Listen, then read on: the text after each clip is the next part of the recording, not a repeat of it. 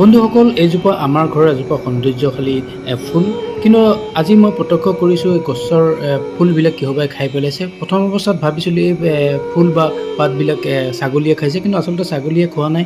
এটা অদ্ভুত পোকে এফালৰ পৰা ফুলজোপা ধ্বংস কৰি গৈছে। বাৰিষা সমাগত, বাৰিষাৰ লগে লগে এনেধৰণৰ বিভিন্ন কীট পতংগই নিজৰ খেতিডৰা ফুলনিডৰা ধ্বংস কৰি আহে।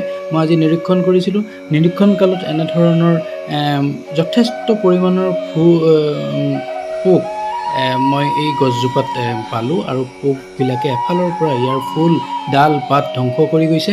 প্ৰায় ৮-১০টাকৈ পোকে বৰ গোপনে খাই আছিল। আজি হঠাৎ নিৰীক্ষণ কৰাতহে প্ৰমাণ পালোঁ।